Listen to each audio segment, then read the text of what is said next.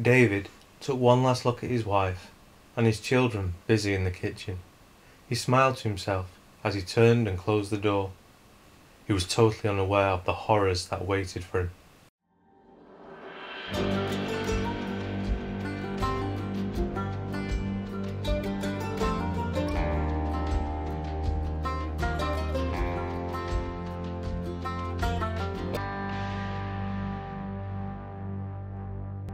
Viewer discretion is advised, as I talk about murder and sexual assault. Here is the story. Before we start, I need to give you some information, as times and attitudes were different back then. Ardwick, like Angel Meadow, was one of the poorest and run-down areas in Manchester, and the houses in the areas the story takes place were mostly abandoned and many were already demolished, leaving piles of rubble and wasteland to make way for the extension of the railway line. In the poorest areas, children had to help the family survive. They had to work long hours doing dangerous jobs from young ages.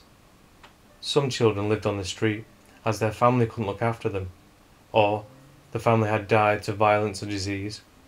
They also had to deal with daily beatings from strangers, as this was legal, and poor living conditions contributed to stress and alcohol addiction, which led to abuse in the hands of their own parents.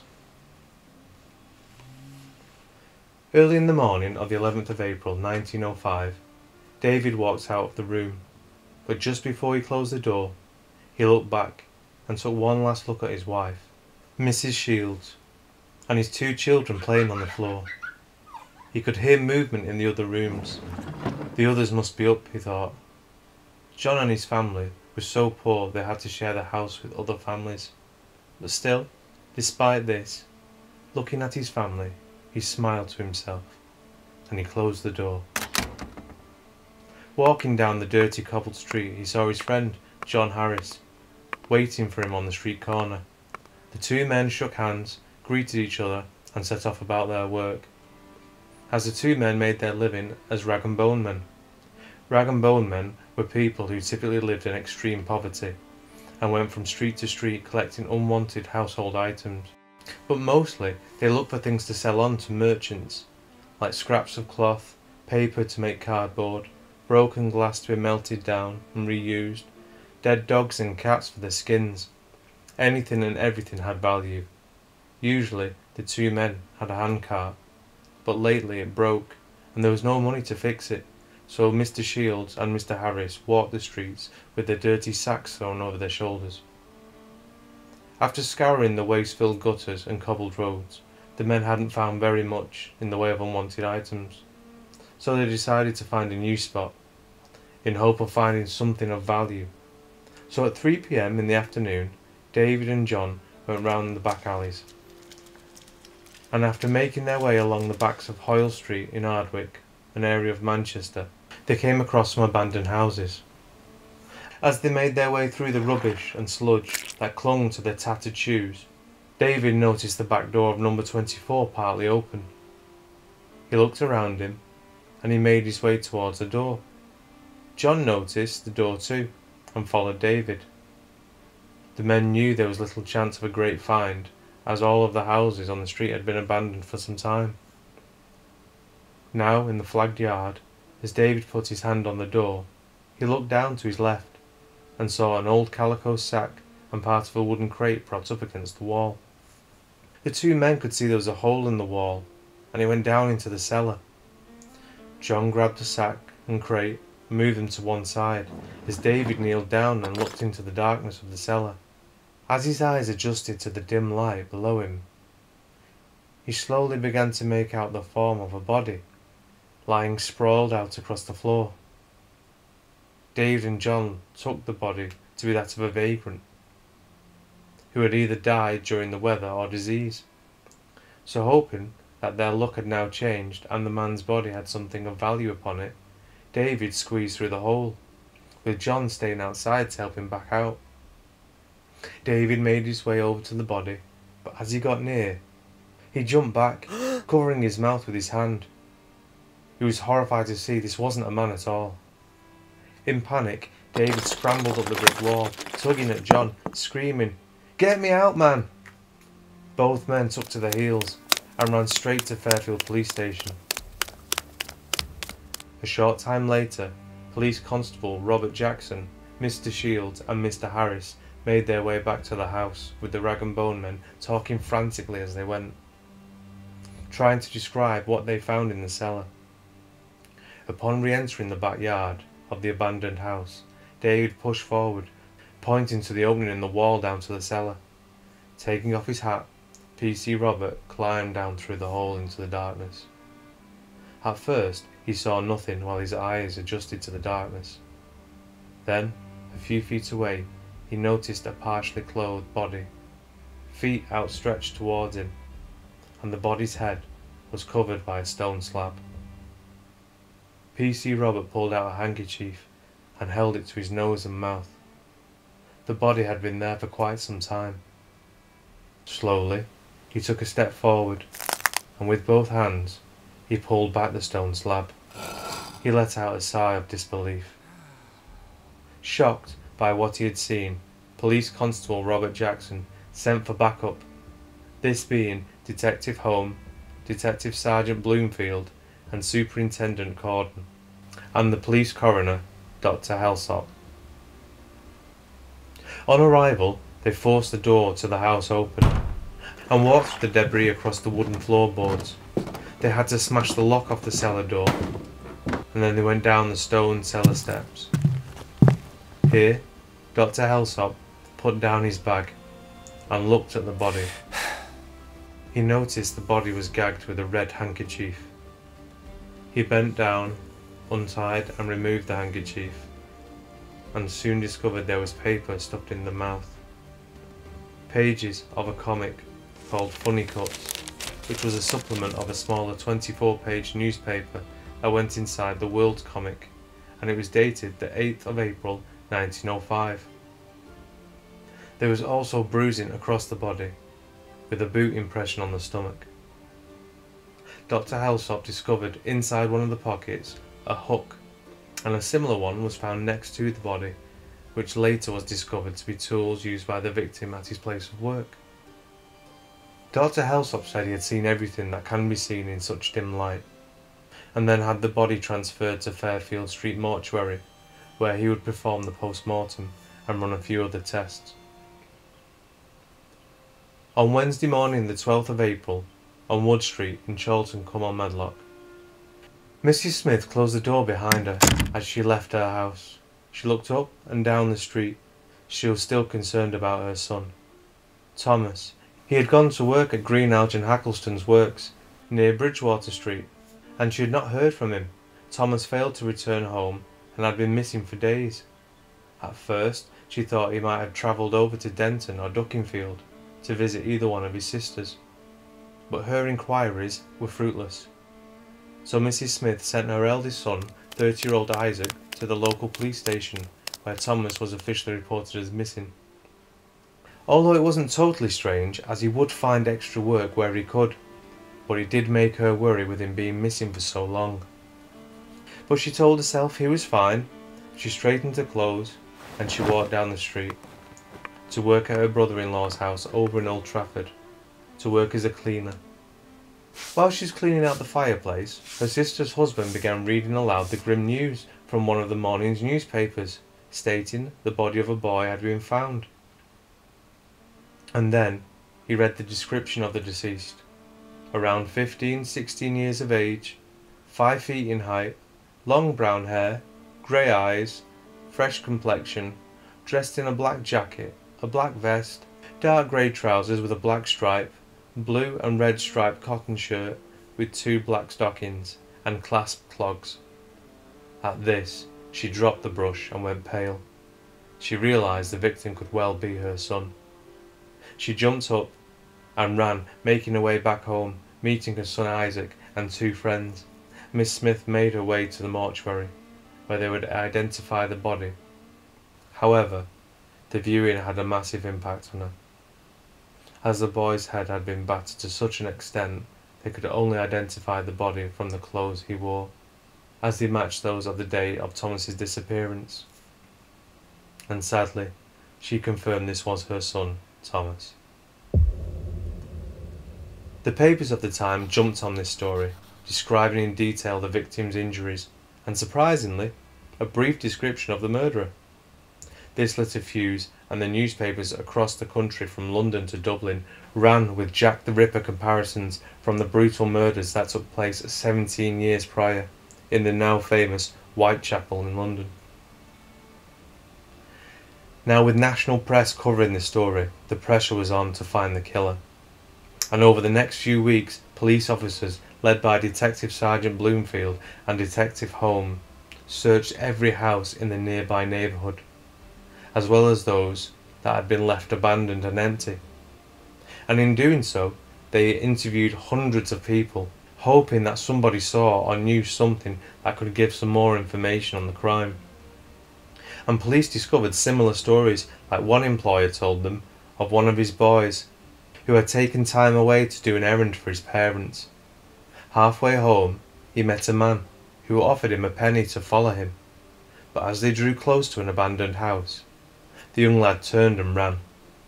He gave a detailed description of the stranger to the police, but this was a dead end. Another story that interested the police was a year earlier.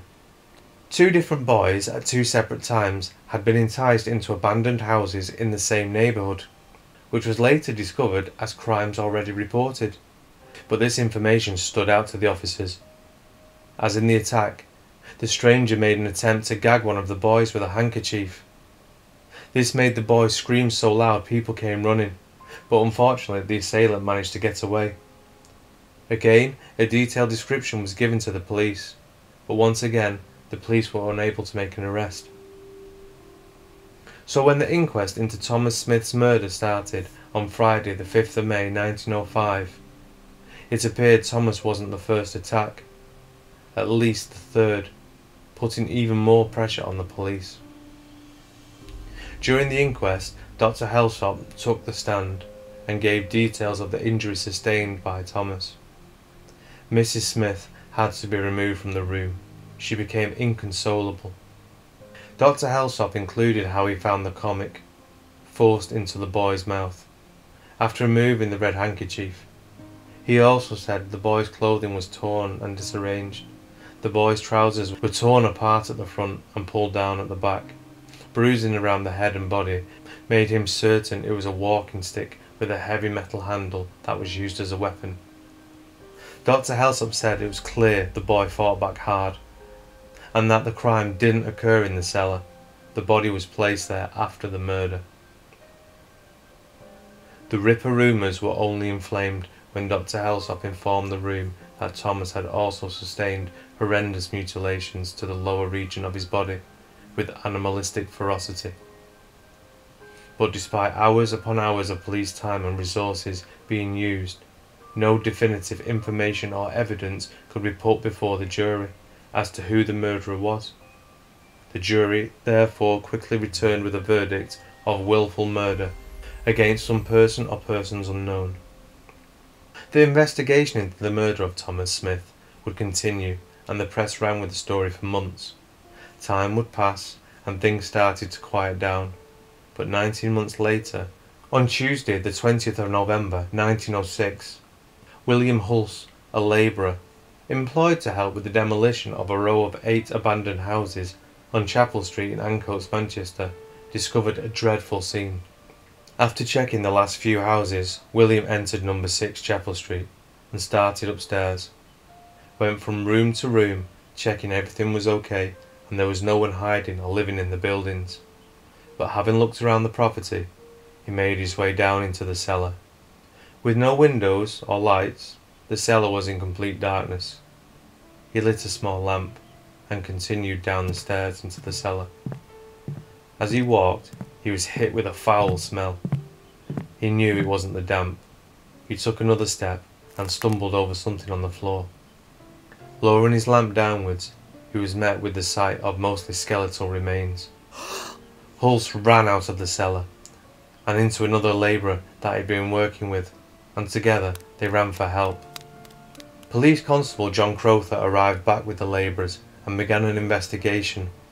Other officers arrived and began to prepare the body ready to move to the mortuary. It soon became apparent that the body was so decomposed that it had to be placed into a bag before being carried out and taken away. The news of the body spread through Ancoats, and it was discovered the boy was 15-year-old Squire Naston, whose widowed mother lived on Davies Street, Ancoats. Police went straight to her house and knocked on the door, but she said they had not spoken or seen each other since August, as she had had enough of him. He caused her nothing but trouble. He had set the house on fire, often stole money from her, as well as taking items from the home to pawn without her knowledge. Police actually quoted her saying that he had never been a particularly good lad. The police knew straight away that the crimes were linked, with one police constable saying, "Detail by detail, they are exactly the same." Ultimately, Dr. Helsop could not conclude what caused the death due to the advanced state of decomposition, but a handkerchief was found tied double around the boy's neck. And it seemed to Dr. Helsop that both cases had remarkable parallels. Both victims were young boys of a similar age, and both had been found in abandoned houses in cellars. Both were stripped from the waist down and seemingly outraged. The only difference between the two boys was that Thomas Smith was brutally beaten around the head and face, where there was no evidence that the same had happened to Squire Naston. With the new interest in the case, police found reports. One in particular took place within walking distance of Hoyle Street and Chapel Street, the scenes of both the murders.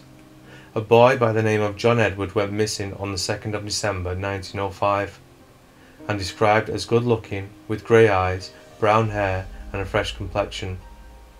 When he left home he was wearing a brown overcoat, corduroy trousers, grey jacket and laced boots. What was striking about this case, though, was the boy's age. He was 15 years old, around the same age as both Thomas Smith and Squire Naston.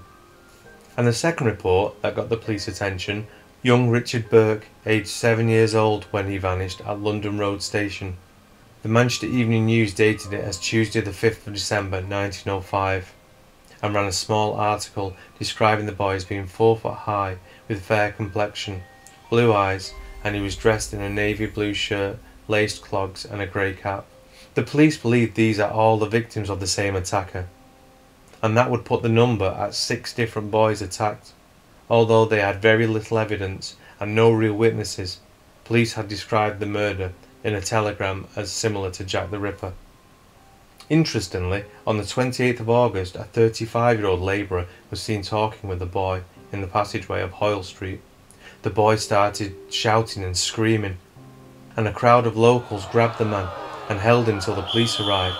When interviewed, the boy said the man known as John Leonard had a razor and wanted the boy to go into an abandoned house with him, and had threatened to use the razor on him if he resisted. When investigating, the police did find a razor on the floor of the passageway. John Leonard was held overnight, but there was no other evidence to link him with the other crimes, so he was charged with acting suspiciously and released on the 29th.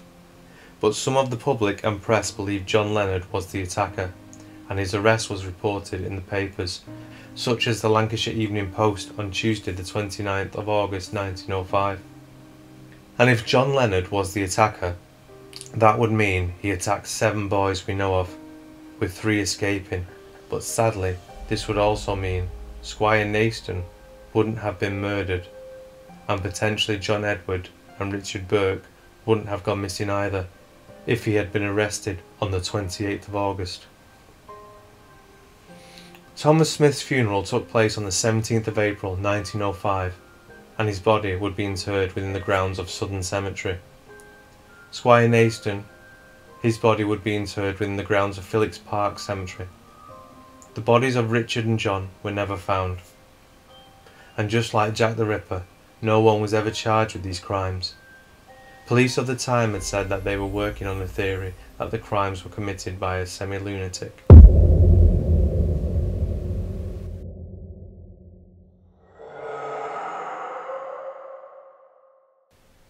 6th of October 1825. Tradesman Mr. Wood pulled up his collar as he walked down the cobbles of Hanging Ditch, and turning onto Half Street, the light was fading now by the time he reached the cathedral. He briefly looked about him, enjoying the splendour of the place, the architecture, and the feeling of something much bigger. Upon leaving the cathedral, it was now mostly dark. His feet echoed as he walked towards church gates. As he turned the corner, he thought he saw something move. The shadows shift. He expected it to be a street urchin, or a vagrant searching for shelter or food, or possibly one of the wild pets that roam these filthy streets. As he walked, he had an uneasy feeling that he couldn't shake. The hairs rose on the back of his neck. Panicked, he was more aware of his surroundings. He scanned the shadows and the doorways, the dark alleys to the vile overcrowded courts. He noticed over his left shoulder something was keeping up with him, clinging to the darkness. It hugged the buildings of the poorly lit street. He walked faster, but it was still there. "Hello? You better leave me be. I'm ready for you," he shouted into the darkness. But the street was empty. There was no sound or movement. Slightly relieved, he breathed out through his remaining teeth. Slightly relieved, he breathed out through his remaining teeth, and turned to walk away, and stopped in terror. There, in front of him, in the middle of the cobbled street, was a giant black hound, its jet black fur all shaggy and matted. He heard it snarl and growled as it paced towards him. But the beast had no head. He froze in sheer terror. He knew what this was. He had heard the tales of this beast patrolling the dark streets of Manchester. A Black Shuck.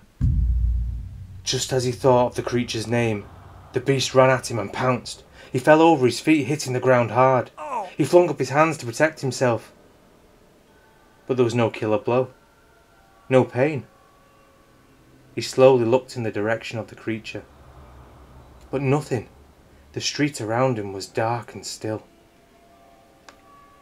He jumped to his feet and ran down the cobbles as if the devil himself was on his heels. And the stories say he left Manchester that night, but not without informing anyone he met on his way out of town, including a man of the church. And so, the story goes that Manchester was saved when the phantom creature was finally exorcised under the bridge crossing the Irwell. There are stories similar to this up and down the British Isles. It's always an evil black dog that is supposed to be a creature of the underworld with flaming red eyes, matted black fur and huge pointed teeth. Sometimes the hellhound is reported to have no head at all. The Black Shuck is known as an omen of death, and it is said that if you hear its blood-curdling howl, you must close your eyes, as a single glimpse of its vile form will bring a fatal curse to you and your family. There have been a few reported sightings by the cathedral. Whether or not they ended in death, it is unknown. The earliest surviving description of the devilish black hound is an account of an incident in Peterborough Abbey, recorded in the Peterborough Chronicle, a version of an Anglo-Saxon chronicle from around 1127. One of the most notable reports of the Black Shuck is of its appearance at the churches of Bungay and Blythburgh in Suffolk. On the 4th of August 1577, at Blythburgh, a terrifying monster appeared outside the church. And then the Black Shuck is said to have burst through the doors of the Holy Trinity Church to a clap of thunder, bringing an evil presence that lingered in the air. He ran up the nave, past a large congregation, killing a man and a boy, and caused the church steeple to collapse through the roof. As the dog left, it left a scorch mark on the north door, which can still be seen at the church to this day. The event was described as a strange and terrible wonder by Abraham Fleming in 1577, as he was a translator and an editor for several printing houses in London. There's also a legend in Cambridgeshire which talks of a spectral huge black dog that haunts the area after being killed rescuing a local girl from a lustful friar in the pre-Reformation times. And a description published in 1901 said, "He takes the form of a huge black dog and prowls along the dark lanes and lonesome fields and footpaths, where, although his howling makes the hearer's blood run cold, his footfalls make no sound. But such an encounter might bring you the worst of luck. It is even said that to meet him is to be warned of your death that will occur before the end of the year. So you will do well to shut your eyes if you hear him howling."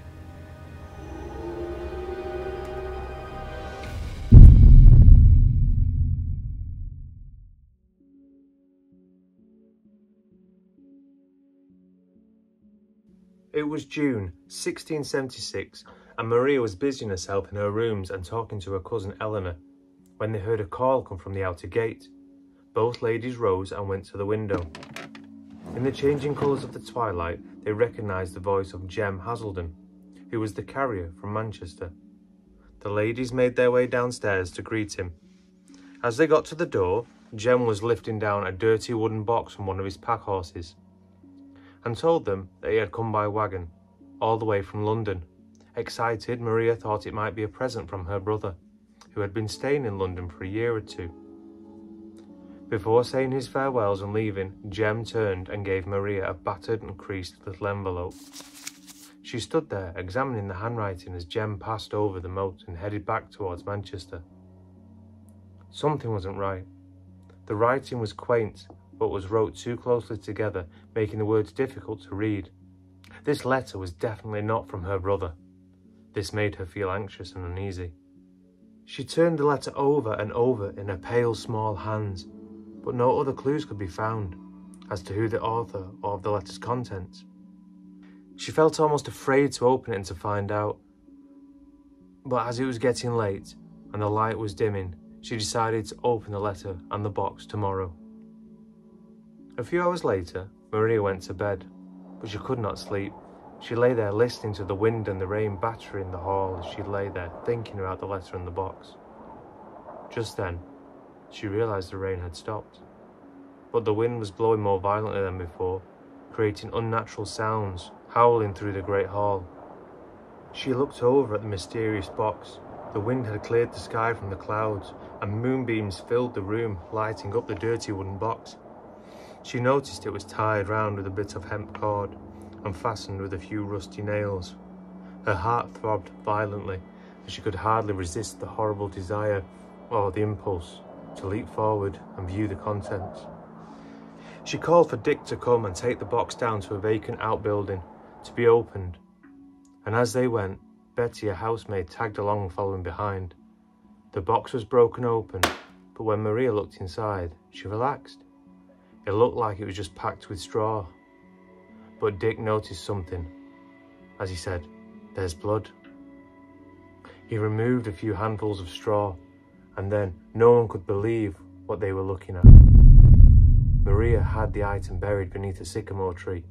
The next morning, walked into the kitchen, pale and trembling, and upon seeing her cousin Eleanor, she told her everything. Her brother, Roger Downes, who was the last male representative of his family, and was a royalist, a courtier of Charles II, but also a man who liked his drink, and had a wild temper, and at the age of 28 years, he was known as, quote, one of the wildest blades in court. And one night, after becoming drunk, he staggered along the street and drew his sword, swearing that he would kill the first man he met. And unfortunately, he came upon a poor tailor, who he killed on the spot, running him through with his weapon. He was arrested, but because of his connections at court, he was granted a free pardon, and immediately he continued with his violent ways. Getting drunk again, and passing over London Bridge, he engaged in another confrontation. He ran his sword through a watchman, but a second watchman landed his bill on Roger's neck, and with one blow severed his head from his body. A bill, crudely put, is a large curved axe on a pole.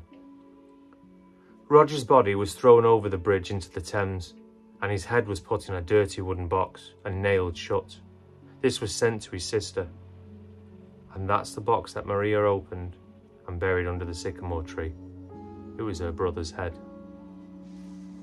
However, in 1779, this famous story was disproved when Roger Downes' coffin was opened and his head was still attached to his body. It's argued that someone else is buried there, but this is unlikely. But there is a skull that resides at Wardley Hall, and many believe that this skull belongs to Father Ambrose Barlow, a Benedictine monk, born in Manchester in 1585 as Edward Barlow. He took the name Ambrose when he became a monk, and as the Catholic faith was banned at this period, Father Ambrose and others like him preached in secret, hiding away using tunnels and passages known as priest holes, which are special places and sometimes rooms where a family can hide a priest when soldiers come looking for them. But unfortunately, word got out about this location. On an Easter Sunday, 1641, in the middle of a sermon, Father Barlow was arrested, beaten, and dragged off to Lancaster Castle by angry Protestants. He had a trial of sorts, but was going through the motions. Everyone already knew the outcome.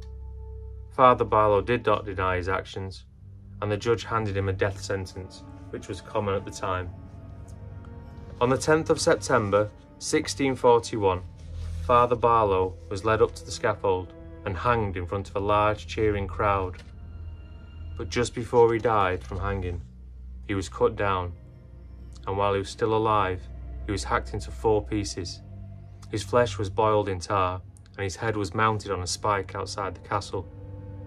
This was later placed in Manchester Church as a warning to people of Manchester, but his cousin rescued the skull and hid it away in Wardley Hall.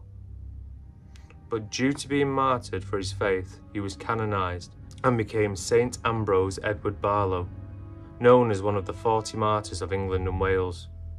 It is also important to note that Ambrose was related to the Downes family. And now I know what you're thinking, why would you keep a skull in your home for 3 centuries? Well, that is because this skull, Father Barlow's remains, are known as the Screaming Skull of Wardley Hall. It is said that because of such a violent, horrific past, the former spirit is still furious and remains trapped within the skull. For years, the final agonising shrieks of Father Barlow have been heard ringing through the hall. At first, the screaming of the old building couldn't be located, but during renovations in the 18th century, Francis, the 3rd Duke of Bridgewater, discovered the skull, secretly stashed away behind a panel at the top of the stairs. Utterly disgusted, he grabbed the skull and he threw it into the moat. And that evening, a storm raged like nothing before, toppling trees and battering the manor. It roared for hours, terrifying all inside.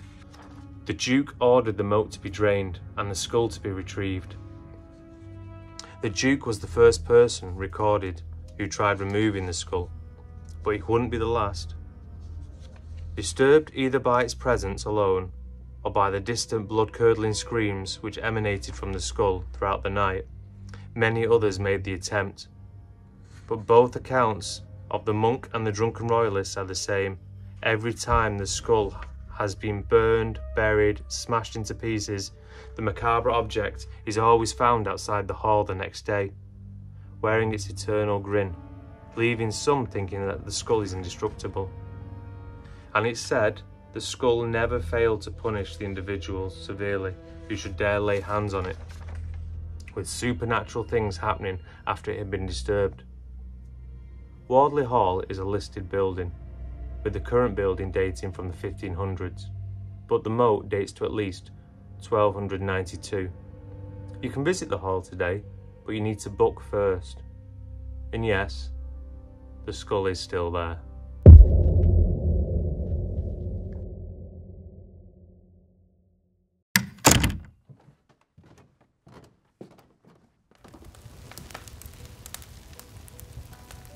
On Saturday the 24th of February 1855, young Harriet was sitting by the fire in the back room of the new property. Despite some hard times, she was really thankful for how things were turning out. She'd been widowed a few years ago, and her husband died, leaving her to struggle financially. But a family from the Church of Latter-day Saints took pity on the young widow, and when they moved into a new property with a ground floor shop at the start of February, they took Harriet with them, renting out a room to her. Harriet was very happy with this new arrangement, and everyone got on well during the day, but at night the mood of the house completely changed, and Harriet feared it was the secret that she was hiding from John and his wife, the couple that had taken her in, that had added to the problems.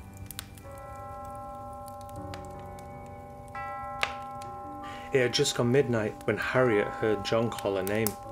He asked her to go down the stairs into the basement where the kitchen was, and to make sure the range was out before bed and that there was some kindling nearby ready to light it again in the morning.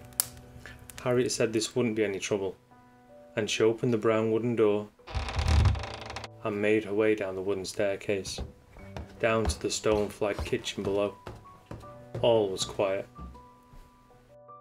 Suddenly there was a loud scream that echoed through the house, and the Favels rushed downstairs to find Harriet leaning against the table, her features rigid and her eyes fixed upon the dark far corner of the room. The cellar window let in some moonlight, but it wasn't enough to light the room. The kitchen was almost in total darkness. Harriet was there, pointing and screaming over and over that a ghost was in the corner. The Favels told her that they could see nothing, but Harriet fainted. John and his wife and her sister all looked at each other, and then down at Harriet. "Maybe we should call a doctor. She might be losing reality," John said, as they carried her back up the stairs and sat her in an armchair. A few moments later, as she recovered, she noticed the look on their faces. So she described the apparition to them as a grim-featured old woman wearing a long white nightgown and a full bordered cap, and she was leaning on the mantel with her elbows, with her head resting on one hand. It was true, immediately on moving into the new building on Campo Lane in Sheffield, the Favels were disturbed during the night by strange sounds in the basement. John and his wife had explained away everything that they'd come across, but this was unsettling. So they sent Harriet to bed and said she would feel better in the morning, and told each other it was just the effects of the imagination. But over the next 24 hours, young Harriet reported seeing the apparition 5 times while awake and in her dreams. She told John that in one vivid dream, the old woman in white led her to a purse of gold buried under the flagstones in the cellar floor. Over the course of the week, the occupants grew so fearful that none of them would venture downstairs into the cellar kitchen after dark. And from here, things gradually got worse. At Wednesday morning at 7 AM, John was opening the shop when he heard a noise. He listened for a moment. It sounded like his neighbour taking the wooden shutters down. But as he opened the door and walked outside, he found the street was empty. Shrugging to himself, he turned to go back inside. But as he did, he looked down to the cellar kitchen window, and what he saw stopped him dead. He saw a pale woman put her face close to the window looking straight at him, and then she vanished as if she was ripped backwards into the darkness. But then arms appeared as though they were struggling, trying to break through the window. He ran back inside, leaving the door to the shop wide open. As soon as he got in, he heard crashes of falling things downstairs in the cellar. He ran down the stairs, convinced he was going to tackle a robber. He raced into the kitchen and immediately looked around, but there was no one there. Nothing looked out of place. But then, on the floor below the window where he saw the woman, there was a pitcher and a looking glass, both now broken beyond repair. He looked around the room. He could feel a cold chill. He decided not to tell the women of the house anything about this. Harriet's visions continued on the Sunday. Friends from the church, John and Hannah Rallison, and their landlady, Miss Johnson, visited to lunch with the Favels. Hannah had bonded with Harriet through grief, as a year ago her eldest son had died in a colliery mining accident, and the loss at the time almost consumed her. But during the kitchen meal, Harriet let out a scream and declared she could see a ghost coming down the cellar steps. On this occasion, the apparition displayed bloodstains on its face and neck. Her screams brought John Favell running down the cellar steps, at which point his feet appeared to touch the ghost's head. On running into the room, he looked around, frantically shouting, Where? Where? I don't see it!" Harriet pointed over to the corner of the room and said it disappeared there where it did before, and where she had dreamed about the buried treasure. Everyone immediately left the cellar. The group agreed enough was enough. And on that Sunday afternoon, the group went to the meeting at the Mormon Hall of Science, where the Campo Lane ghost was the main topic of conversation. The elders were consulted and a plan was conceived. Now on the way back to the house, the group was now much larger, as it included church elders and some acquaintances wanting to see the suspected ghost. On returning home, the party lit candles, and at 6 p.m. they descended the wooden stairs into the basement, where the church elders had declared the White Lady's aim was to obtain a Christian burial and to bring justice to the criminal if they still lived. The idea of treasure, or the body of a murder victim, lay beneath the floor of the cellar kitchen led John Favell to begin removing flagstones from the floor of the cellar. The story of the apparition had reached the ears of the neighbours, and upon seeing the light coming from the kitchen cellar window and a number of people downstairs watching John remove the floor, a crowd started to gather around the window. On seeing this, the occupants moved upstairs. As midnight approached, the group of 24 people, including Harriet Ward, the Favells and the Rallisons, were present in the first floor shop. Annoyed by the crowd still growing outside, Mrs. Favell asked her sister to cover the window of the cellar with a blind and 2 forks to pin it up, but the sister stepped back, fearing what she might see on the cellar steps. She hesitated, but as she did, Hannah Rallison took up the blind and said, "Oh, give me the forks," as she snatched them up walking past and headed downstairs, accompanied by her landlady, Mrs. Johnson. She went over to the window, and the crowd, on realising what she was doing, started booing and shouting, and after fixing the blind and pinning it in place with the forks, she turned round to face her friend, Miss Johnson, but until now had treated the whole thing as a joke. She was pale, and she was gasping, oh dear, there's something on the stairs, take me away," and with that she raced up the stairs.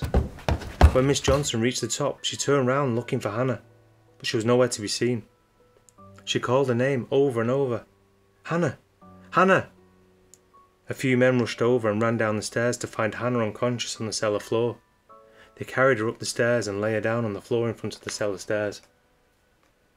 Hannah slowly regained consciousness, with Harriet kneeling beside her, facing the cellar doorway, and the group stood around them.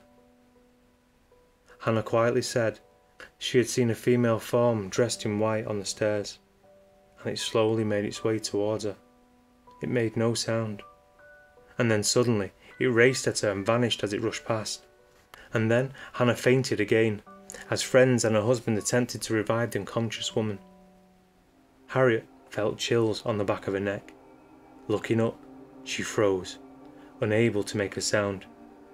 She could see the ghost of the old woman slowly climbing the stairs, and when she reached the top, she stopped, standing in the doorway. The apparition opened its white nightdress to reveal a naked white body, covered in deep gashes with blood flowing from the neck. The figure beckoned for Harriet to follow, and at this, Harriet fainted.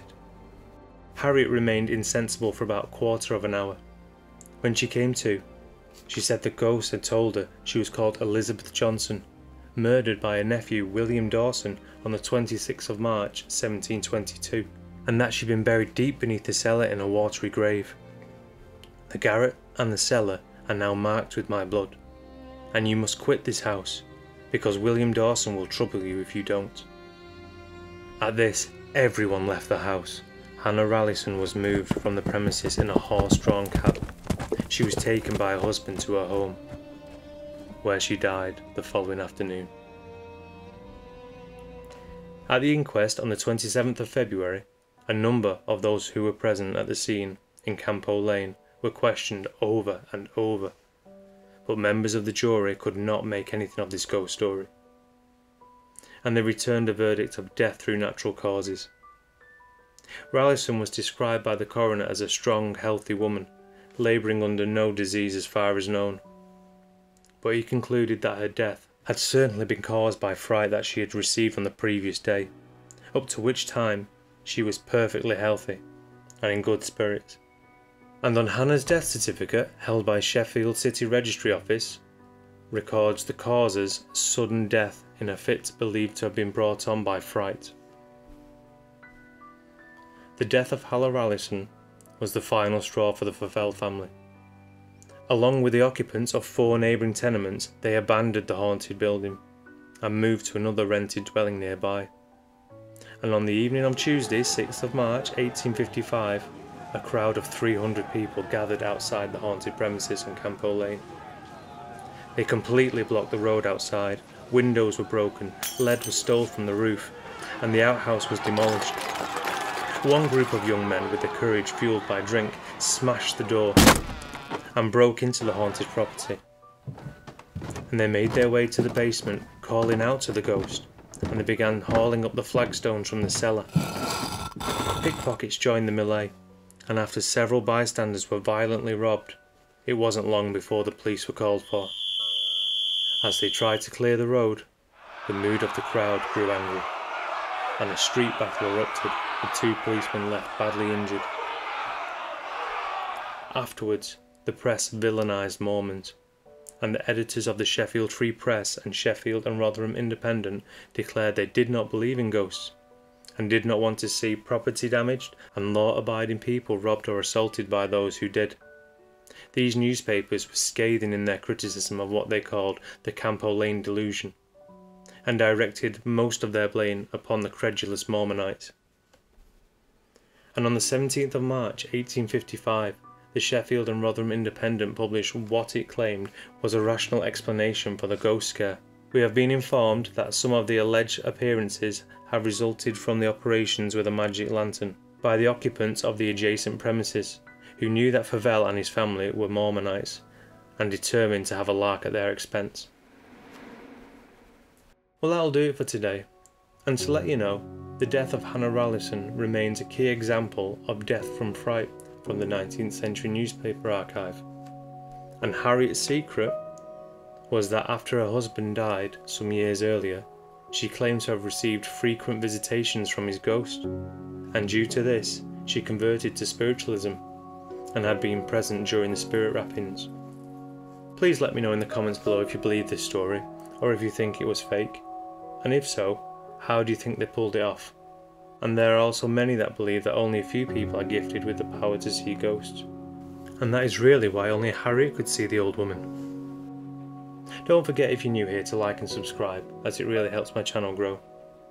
Well, that will do it, and take care.